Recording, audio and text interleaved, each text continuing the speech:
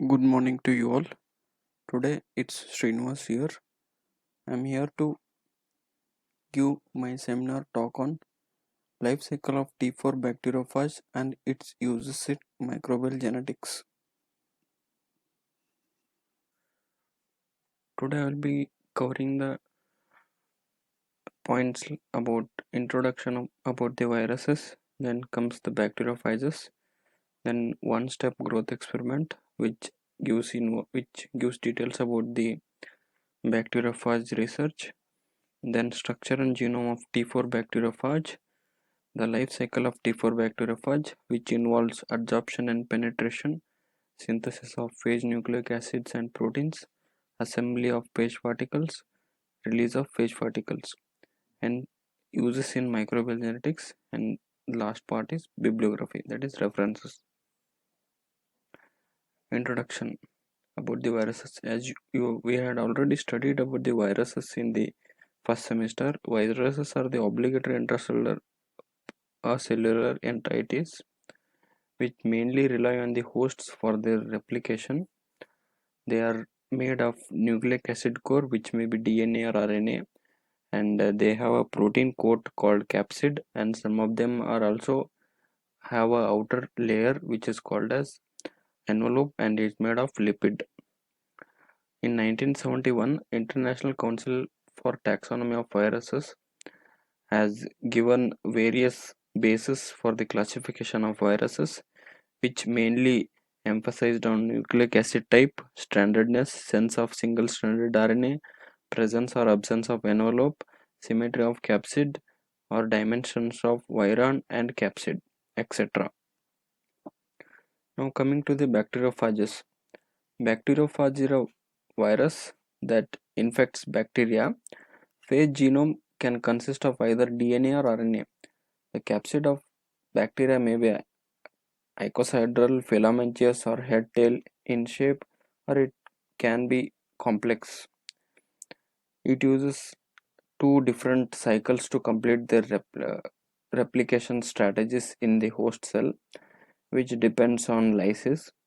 The first one is lytic cycle. In this case, the phage infects the bacterium and produce lots of phages inside the host cell and release the phages by lysing the host cell.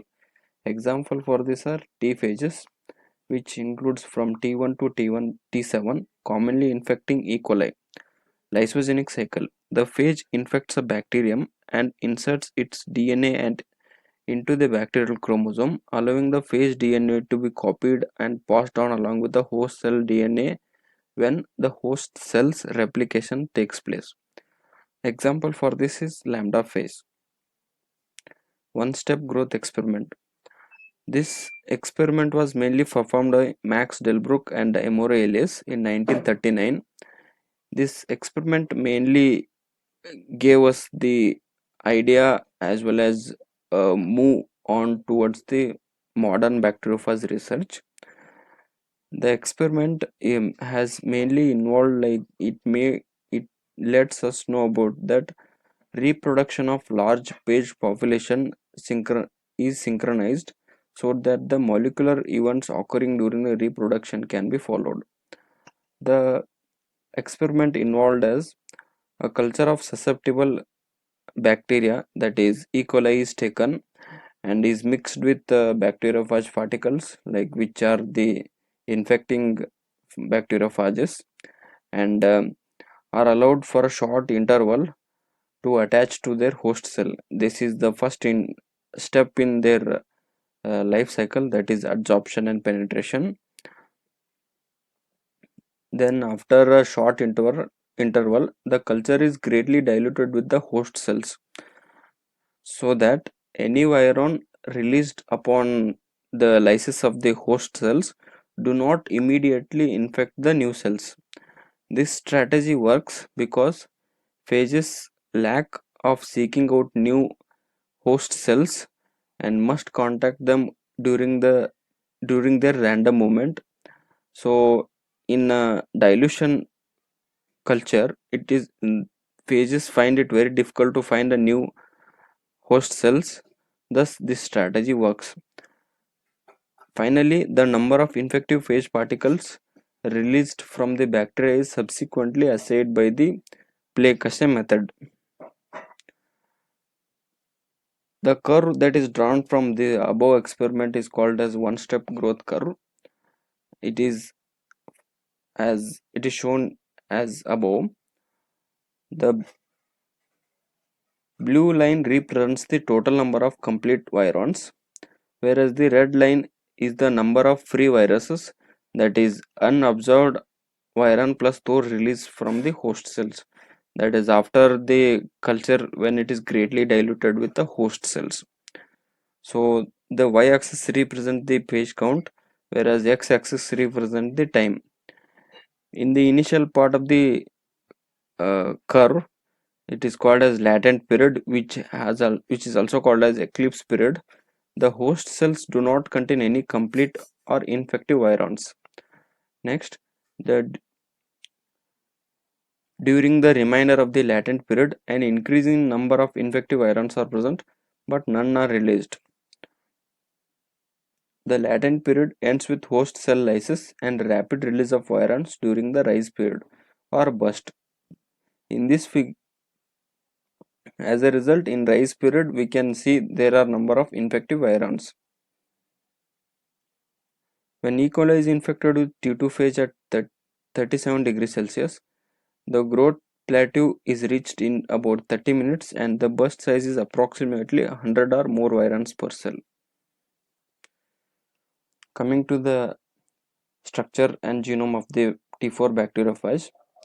T4 bacteriophage is a phage that infects bacteria which has double-stranded DNA as its core genome. The T4 chromosome is approximately 169 kilobase pair long and contains about 150 characterized genes and encodes around 289 proteins. T4 genome is terminally redundant, which means uh, it is replicated as a unit and then several genomic units are recombined end to end to form a concatemer. T4 bacteriophage is approximately 90 nanometer in wide and 200 nanometer in long. The DNA genome is held in an icosahedral head and its tail is so hollow that it can pass its tail is hollow so that it can pass its nucleic acid into the host cell. The tail fibers are also present, which recognize the host cell surface receptors and determine if a bacterium is within the virus host range. The structure of the T4 base plate comprises of 127 polypeptide chains of 13 different protein units. The tail is a hollow tube through which the nucleic acid passes during the infection. T4 tail is surrounded by a contractile sheath which contracts during infection of bacterium. This was about the structure and genome of the T4 bacteriophage. Now the diagram depicts about the life cycle of T4 bacteriophage, which involves the adsorption as well as penetration, wherein the DNA is injected into the host cells. From there, synthesis of the DNA and assembly of the viral virons and thus lysis. Coming to the brief explanation in lytic cycle, that is steps involved in T4 bacteriophage lytic cycle. There are 4 steps. First step is adsorption and penetration. Second one is synthesis of phage nucleic acid and proteins. Third one is assembly of phage particles. Fourth one is release of phage particles. First step, adsorption and penetration. Usually bacteriophages are the one which infect bacteria. So we cannot say that any bacteriophage can come and attack any bacteria randomly. So there are specific receptor sites that are present on the bacterial cell which are being monitored or determined by the viral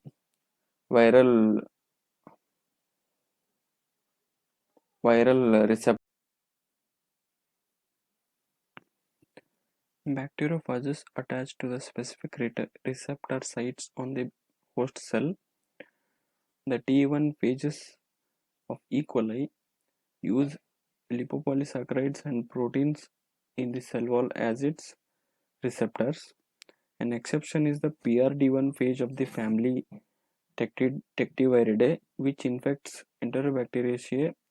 It attaches to the surface receptors by its spike structures. Phage attachment begins when a tail fiber comes in contact with the appropriate receptor. As more tail fiber comes in contact, the base plate is settled down on the surface of the cell.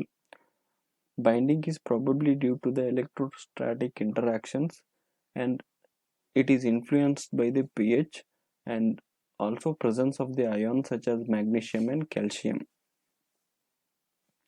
When base plate is firmly seated on the surface of the bacterial cell, conformational changes takes place in the base plate as well as the tail sheath. The tail sheath reorganizes in such a way that the cylinder of 24 rings it turns out into 12 rings, wherein the sheath becomes shorter and wider, such that the central tube or core is pushed through the cell bacterial wall. The base plate contains the protein GP5, which has the lysosome activity, which helps in the penetration of the tube through the peptidoglycan layer. Thus, the linear DNA is extruded from the head through the tail tube into the host cell. This is one schematic diagram that is depicting about the life cycle of the T4 bacteriophage, wherein we can see the adsorption as well as in some cases it is really DNA is injected into the host cell. Coming down to the second step, that is synthesis of phage nucleic acids and proteins. We know that the genome of the T4 bacteriophage is double stranded DNA, and when it comes to synthesis in case of the replication, that is genome, the virus use double stranded DNA as a, or it serves as a template for the mRNA synthesis. The mRNA is synthesized by the host machinery, which is performed by the host enzymes, which involves the use of host polymerases. Within 2 minutes of injection of the T4 DNA into the host E. coli cell, the host RNA polymerase starts synthesizing T4 mRNA.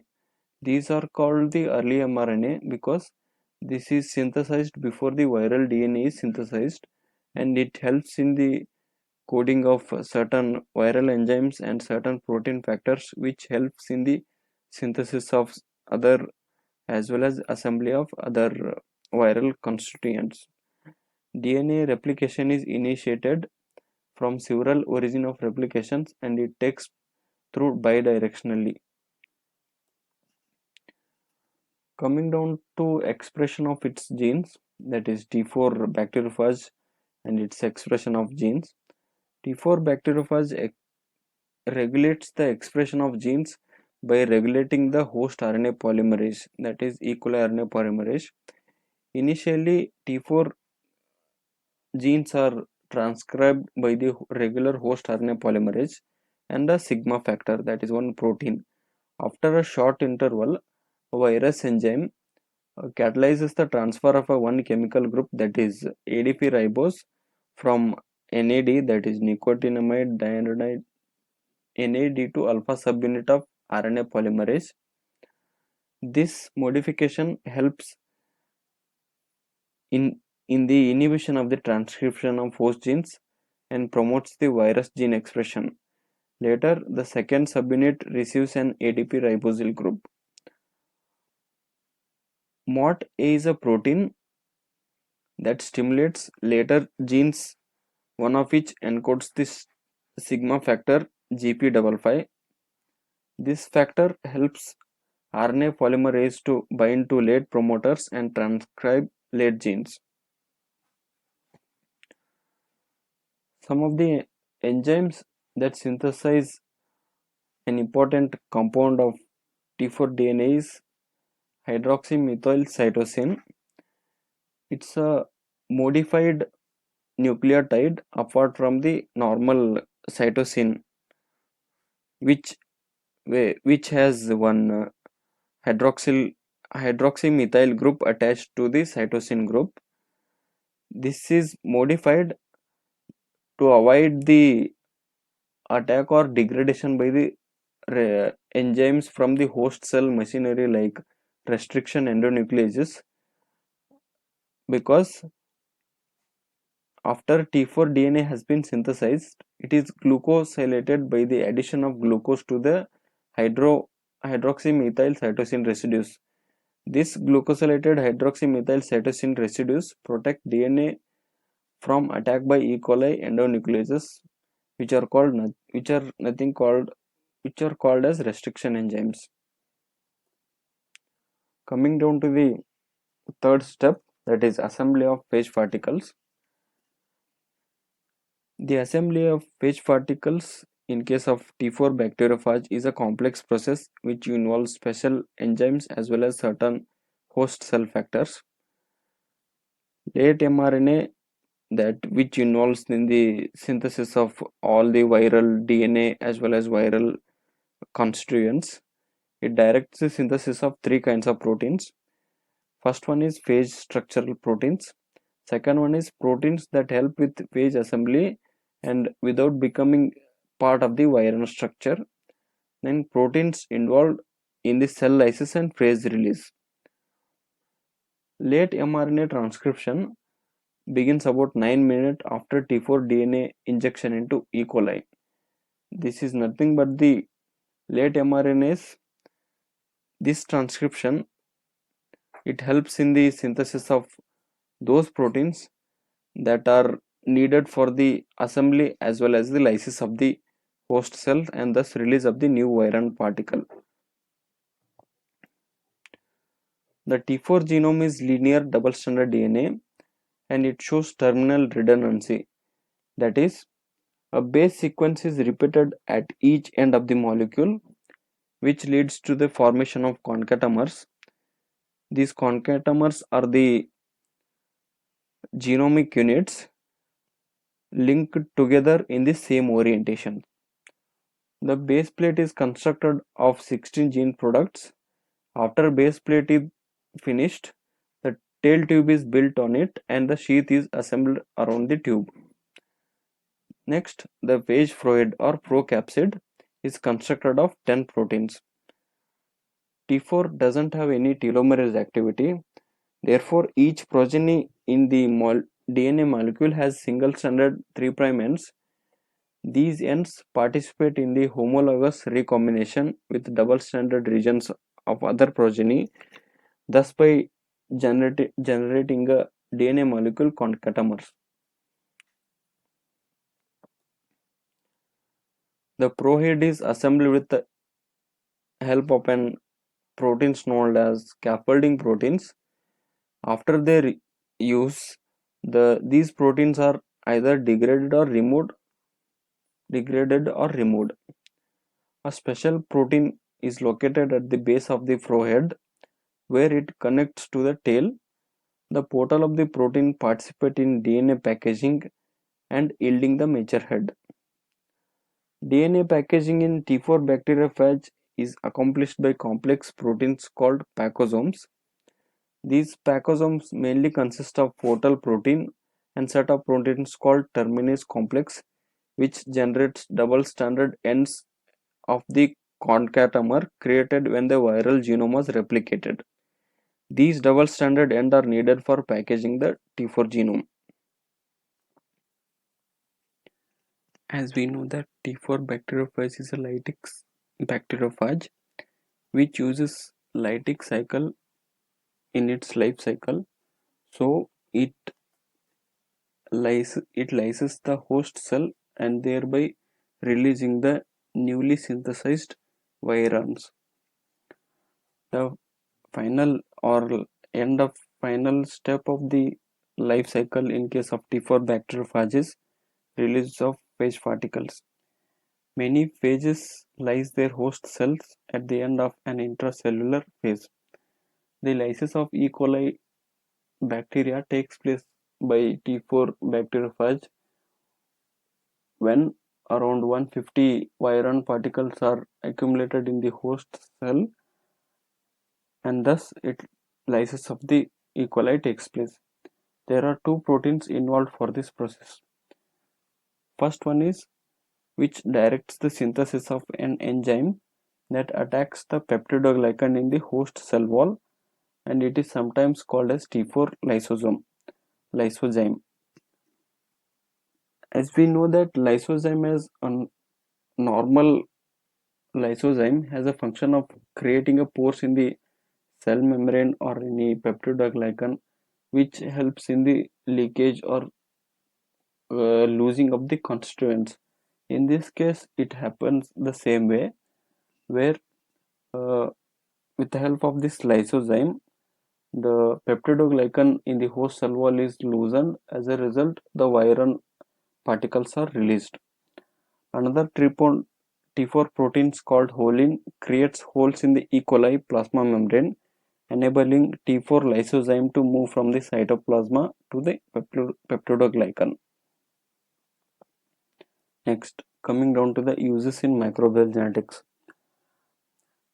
Bacteriophages have been one of the important model organisms which we have been using, or which can be used in our futures for different aspects in our studies, as well as in case of principles of evolution as well as ecology. Main uses are like researchers, they have been developing engineered viruses, mainly bacteriophages, to overcome the antibiotic resistance. This can be easily understood as like when bacteria are gaining resistance towards any antibiotics. So if we try to get one bacteriophage towards that bacteria, then the antibiotic resistance can be stopped.